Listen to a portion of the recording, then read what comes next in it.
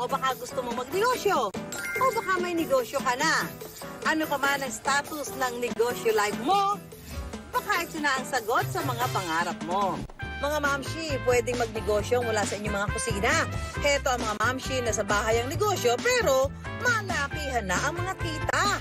Kumikita po kami sa isang buwan from 60 to 70,000. Weekly po, kaya naman siyang kumita ng 10 to 15. Sa Champurado, may panalong negosyo. Classic man o may twist, winner yan. Kaya namin kitain ng 10 to 20,000 a week. Weekly, umaabot kami ng 50 to 80. 500 pesos lang ang puhunan para simulan ang susunod yung pagkakakitaan. How true, mga mamshi! Depende sa sipag mo, anli yung kita mo. Lahat na yan sa pera paraan. Welcome sa Mamshi Knows Best. May 5 tanong na kailangan nilang masagot at ang may pinakamaraming tamang sagot sa dulo ng laro ang tatanghalin nating Wise Mamshi of the Day. Sa kategory natin ngayon ay sasagutin nila yung mga local delicacies o kakanin sa iba't ibang panig ng Pilipinas. At ngayong araw na ito, makakasama natin si Mamshi Abby at si Mamshi Rose. Are you ready? Ang mga pentel pen ba ay may tinta? Okay. Eto na. Okay, para sa ating unang tanong, mga mamshi, dadayo tayo ng Visayas. Sa Leyte, ano ang local delicacy ng mga waray na gawa sa minatamis na gabi na nilalagay sa kalahating bao ng nyog? Ang pagpipilian ay letter A, moron. Letter B, pinagol. Letter C, Bocarillos. Mga mamshis, pili na! Okay, pwede na natin ipakita ang ating mga sagot, mga mamshis. Tamang sagot ay letter B, Pinagol. Kilalanin muna natin ang ating mga mamshis. Unahin natin si Mamshi Abby. Mamshi Abby, hello! Aba, ilan ba ang anak mo, mama? 2 po. 2 pala ang anak. Pero ikaw ay full-time, ma'am, o may nag-work ka? Before po. Now, Before. Opo, yes. Ngayon? Ngayon po ay full-time na sa business. Sa business at saka siyempre sa mga Sa mga kids. kids. Ayan. So, i-flex mo na ano ba ang business mo, Ma'am si Abby? Yung kakanin po at pagsit. Wow, ternong-terno. Ternong-terno. Rich in carbo.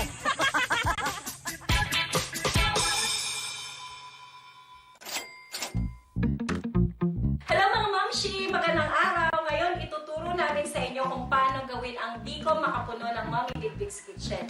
Magsisimula tayo sa 1 kilo ng kakang-gata.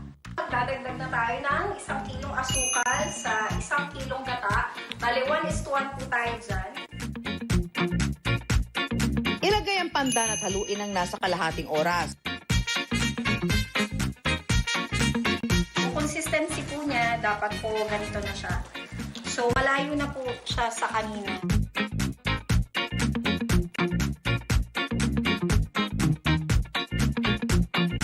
Pwede nang ilagay ang malagkit. Ang malagkit na po ito ay 1 kilo sa 1 kilong kakang-gata. Hala, sige, halo. Sa 1 kilo na malagkit na pangbiko natin, pwede tayong makagawa ng isang bilao na biko or 10 tabs na pwede nating ibenta ng 140 pesos sa puhunan ng 1,000. So, pwede tayong kumita ng 400 sa 1 kilong biko. Ang kaibahan daw sa biko ni Ma'am si Abby, nilalagyan niya ito ng makapuno.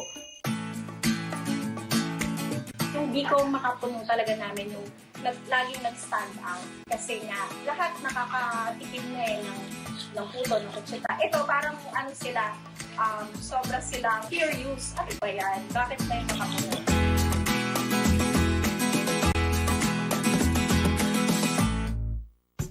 Kaya naman, Tikimers, hatulan na yan.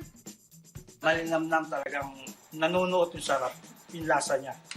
Gusto tayo mo, sarap pa oh. Para mas makainganyo pa ng mga mamimili, ginandahan daw nila ang pictures na ipinopost nila sa social media. Noong kasagsagan ng pandemya, kumikita raw sila ng 15 hanggang 17,000 pesos kada araw. Pero abangan ang DIY ng mga pagkain na pwede palang gawing negosyo. Alamin kung ano ang sikreto sa patok na chicken wings.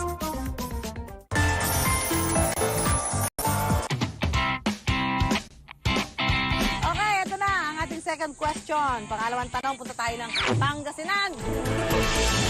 Ano ang kanina Pangasinan? Nagawa sa malagkit na bigas na nakabalot sa daon ng saging at niluluto sa uling. Letter A, puto kalasyaw. Oh, paborito ko yan. Letter B, suman. Uy, marami yan. Letter C, tupig. Mga mamshis, pili na. Pakita na natin ang ating mga sagot, mga mamshi. Abat! Letter C, tupig. Buwan nag-aral ng lesson ng mga mamshi natin. Tama si Mamshi Abby, pati na rin sa desisyong magtayo ng negosyo, hindi raw siya nagkamali.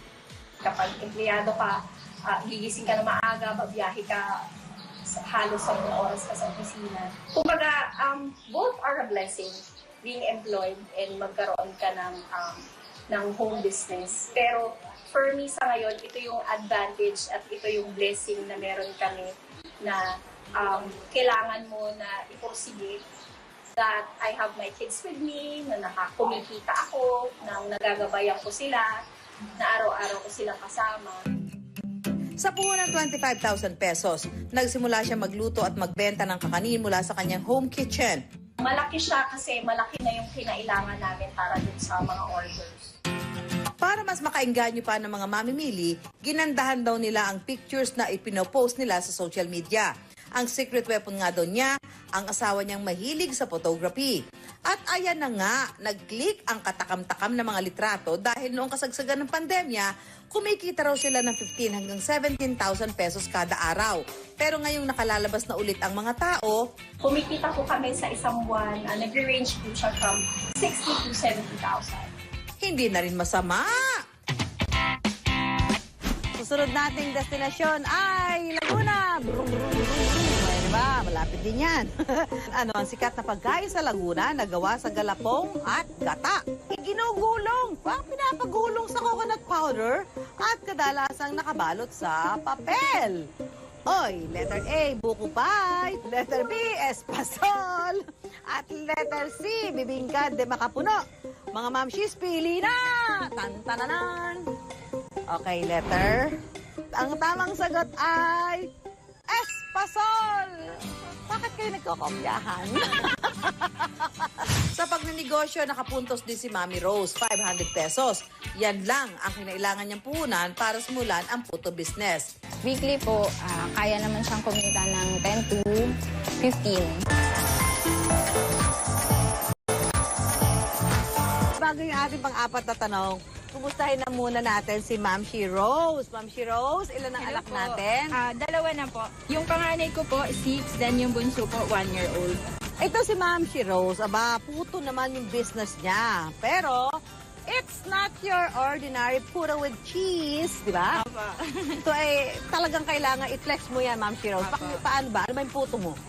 Ang puto ko po ay may twist. Merong puto ubi cheese, puto flan, puto asado. Aba, mahilig din kami sa puto. Hello mga mamshi, papakita ko po sa inyo ngayon kung paano gawin ang pork asado para sa puto pao ng Log Bites. Igisa ang bawang at sibuyas. Pati na rin ang baboy na hiniwa ng maliliit. Isunod ang oyster sauce at toyo.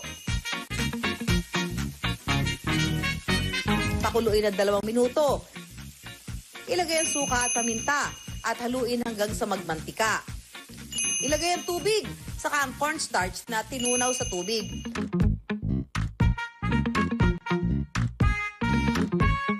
Kapag nabuo na, pwede na itong hanguin. Ngayon, tapos na po tayo sa pork asado. Ang isusunod naman po natin ang mixture sa puto. Paghalu-haluin ang harina, asukal, baking powder, gatas at tubig. Haluin maigi gamit ang whisk para mawala ang buo-buo. Mas malapot ang mixture, mas aalsa ang puto.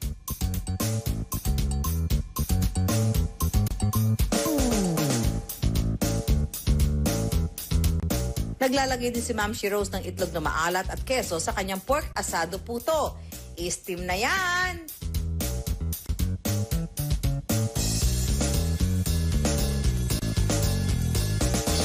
Tikimers, pasok! Lasang-lasa po yung asado po sa puto. Kala ko po pang siopaw lang. O, punta na tayo sa ika-apat na tanong. Huwag tayong lalayo. Punta naman tayo ng Quezon. Ano ang kakaning sikat sa Quezon? Na isang kasaba cake na may keso sa ibabaw at maihahalin tulad dito sa isang pudding. Letter A, budin. Di ba ito yung sa horror, budin? Ay, may din. Letter B, kalamay. Letter C, puto bao. Mga mamshies, pili na! Tandaranan, tarantaran. Okay, pakita na natin. Tamang sagot natin ay letter A. Budin, kapatid ni Undin. Tama din. Parehdi silang tama. Ano ba yan? Sa pagnenegosyo, nakapuntos din si Mami Rose, 500 pesos. Yan lang ang kinailangan niyang puhunan para simulan ang puto business. Before po ako mag-start sa online business, nag-work po ako sa isang fast food chain po. Tapos, kasi nabuntis, naging maselan, naghanap ng ibang pagkakakitaan po. Natutunan ko magputo. Siya na yung naging pinakahinanap ng mga customer ko. Kaya doon na po ako nag-focus sa puto. Meron siyang 5 flavors na mapagpipilian. Lumawak na rin ang narating ng kanyang puto dahil meron na siyang 15 active resellers sa loob at labas ng Metro Manila. Kaya ang nagsimula sa 500 pesos, kumikita na ngayon ng... Weekly po, kaya naman siyang kumita ng 10 to 15. Full-time na si Ma'am Rose, pati na rin ang asawa niya sa kanilang business. Dahil dito, mas marami na rin silang oras sa kanilang mga anak dahil sa bahay lang sila nagtatrabaho. Okay, para sa huling tanong, dadayo tayo sa Queen City of the South, Cebu!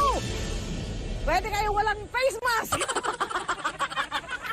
Ito naman ay kakanin sa Cebu na gawa sa binilog na galapong na maihahalin tulad sa palitaw. May palaman na mani sa loob. Letter A, butchi. Letter B, masi. Letter C, budbud. Mga mamshis, pili na! Ang sagot ay letter dito nagkatalo. Tiebreaker to, tiebreaker. Ang tamang sagot natin ay letter B. Masi. Tingnan mo na ba ito? Bakit tama sagot mo? Wala ka lang. Opo. At ang ating wais na Momshi of the Day ay si Momshi Abby! Congratulations! Ayan, salamat sa ating mga Momshi. Si Momshi Rose na may puto, de Kenemen. At si Momshi Abby na ating wise Momshi of the Day. Sila lang naman po yung mga example na yung kanilang mga negosyo ngayon, yung pinagdikit ng kanilang mga produkto, yung kanilang mga pamilya, di ba? At pinatunayan din nila na kahit nasa loob lang kayo ng inyong mga tahanan ay pwedeng kumita. Up next, champurado at tuyo, yan ang perfect combination. Pero kapag nilagay sa donut, panalo kaya? Kilalanin ang 74-year-old businesswoman, Antaray! Oo naman, in many aspects of life. Sige nga, patunayan natin yan sa aking hamon. Pag nanalo ka, sa'yo na ang trophy. Go, ready, go! Ready na ba kayo sa Donut See, Donut Eat? In other words, pag hindi mo nakita, hindi mo makakain. Sa mga nakataob na bowl, may nakatago na isang donut. Huhulaan lang kung nasan ito. Gamit ang barya, kinakailangan na heads ang lumabas upang makapagbukas ka ng isang bowl kung saan feeling mo nakatago ang donut. Meron ka lamang 20 seconds para manalo sa challenge na ito. Kaya ready, set, toss! Ayun, nalabas ulo. Ay, ba't ko lang donut? Ay, isa pa! Ba't gano'n ko tayo humarap yung pera? Ayan. Ay, bakit ka lang lang? Di ba? Lilipad tayo sa Davao City dahil ang inaalok nilang donut, binigyan ng kakaibang twist. Yan ang winning paandar ng 74-year-old na si Lola Vita. Ngayon ay gagawa tayo ng very unique na masarap na champurado tuyo donut. Gagawa muna tayo ng dough o yung masa. Pag samasamahin ng mga sangkap, At kapag nahalo at namasa na, kailangan prituhin ang ating dough para maging tinapay. Sunod naman na gagawin ang champurado toppings. Sa isang kawali, ilagay ang whipped cream at tunawin ang chocolate. Palalamigin ito at ihahalo ang Rice Krispies. Time to assemble! Lalagyan natin ang cream filling sa mga donut. Pagkatapos, ilalagay naman ang champurado toppings. Mayroon ding hinimay na tuyo at cream filling sa ibabaw. Tikman na yan! Sobrang sarap. Second time ko na ito nakain, pareho pa rin yung lasa as the first. Bukod sa dinarayo nilang champurado tuyo donut, nag-aalok din sila ng ibang flavors katulad ng double cheese, quadruple cheese, ape barako, tsokolate at dulce de leche. Akalain niyo ba nitong pandemya lamang sinimulan ni Lola Vita ang kanilang donut business? Wala akong magawa, sige lang ako luto-luto. Tapos nagluto ako ng donut, nagustuhan nila. Sabi ko, subukan kaya natin itong ibenta online, baka magustuhan ng tao. Sinubukan namin, ngayon hindi na titigil ang order namin, kaya idiniretso ko na luluto. Nagsimula si Lola Vita sa 5,000 pesos na puhunan at kumikita na sila ng... Weekly, umaabot kami ng 50 to 80, pero pagka sumasali kami sa mga basar, malaki. Champion sa kita! Welcome to Presyuhan na Yan! Kung saan, kapag tama ang price, meron kang prize! Ang mga huhula ang presyo ngayong araw, 3 grocery sets. Ipasok na yan! 150? Parang hindi mo na ako maniwalang 500 to. Mahal naman. 200! 600 to. Nalaglagan lang na ng isang kape, tagi 600 na.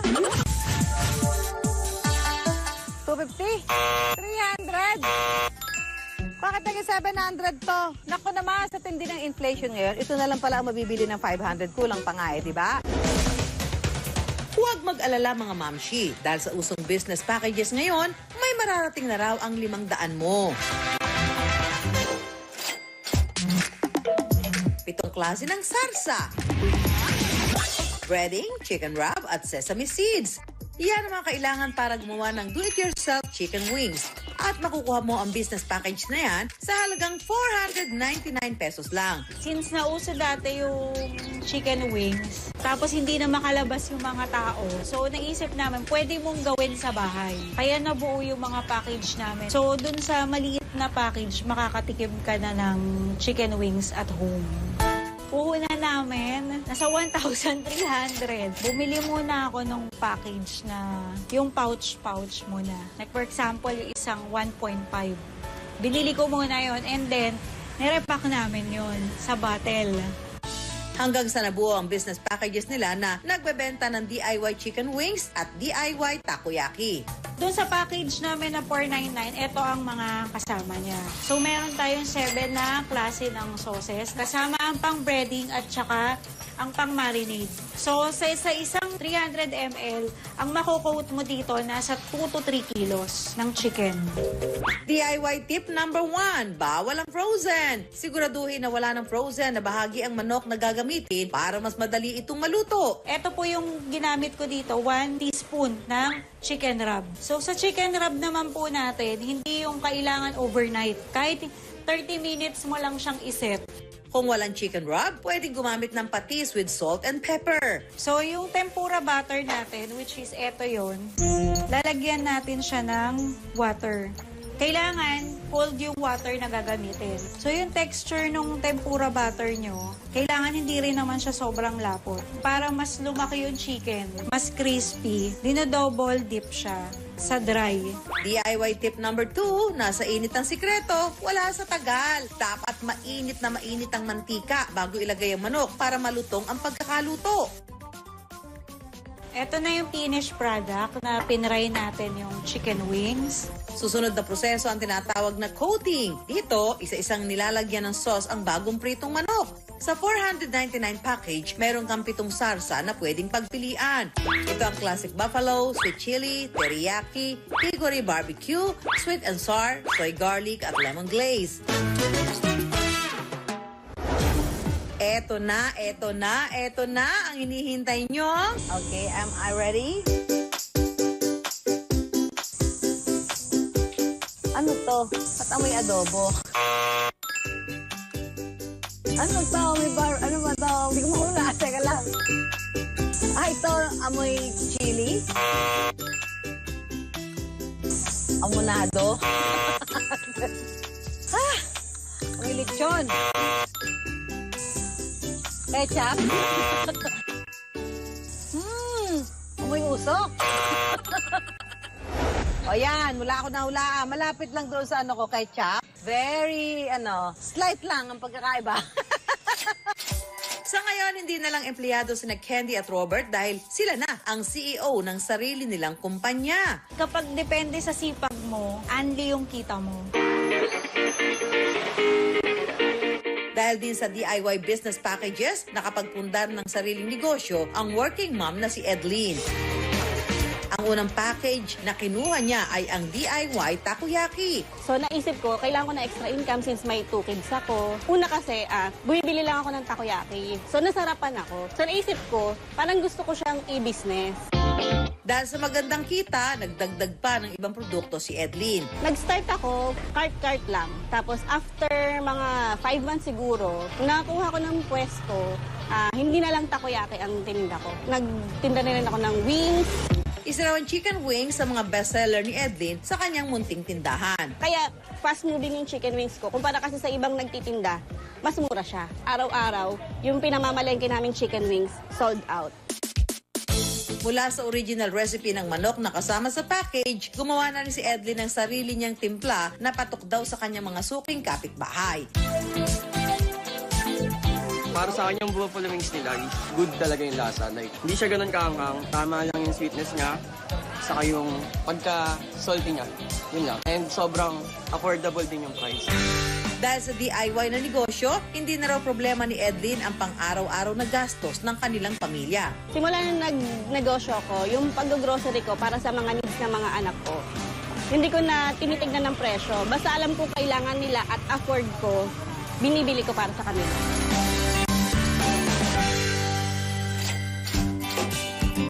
Minsan, wala sa puhunan ang tagumpay ng negosyo. Dahil kahit gaano kaliit ang pinagmulan, pwede itong mapalago at mapagyaman. Ang kailangan lang, sabayan ng sipag at tiyaga ang masarap mong produkto hanggang sa makita mo ang narating ng 500 pesos mo. Kaya laging tandaan, pera lang yan, kayang-kayang gawa ng paraan.